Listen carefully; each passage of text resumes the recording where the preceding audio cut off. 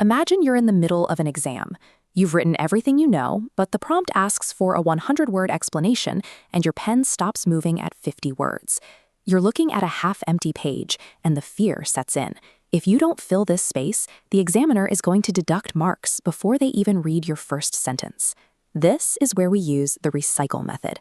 It's a specific system designed to help you double the length of an answer using only the facts you already have on the page.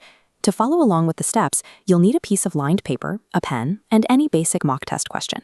Mastering this technique allows you to take a brief, incomplete response and give it the visual and structural depth examiners look for, without requiring any extra last-minute studying.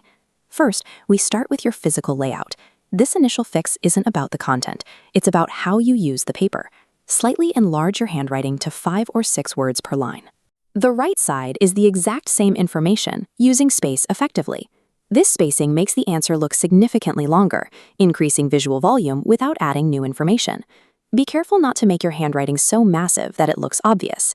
If the text looks like a child's drawing, the examiner will see right through the trick. You're doing it correctly if sentences hit the right margin naturally at the 5th or 6th word. Managing spatial presentation is your first step to making a short answer look thorough and professional. Now for the content. The core of this method is strategically rephrasing facts you've already written when you lack new points to add. To see how this logic works in practice, let's look at a template we call the apple example.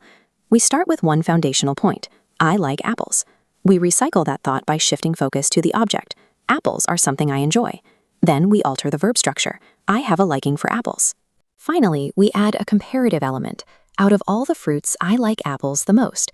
We've turned 1 point into 4, expanding limited points into a detailed 8 to 12-point explanation. A word of caution: do not add off-topic subjects or fluff having nothing to do with the question. Stick strictly to expanding the logic of your existing points. This ensures the answer still follows a clear, readable path.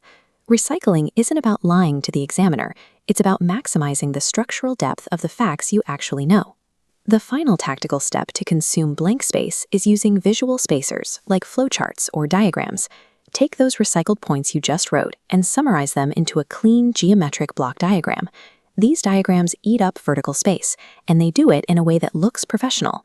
There is also a psychological benefit. Examiners associate visual organization with students who have a high-level grasp of the material.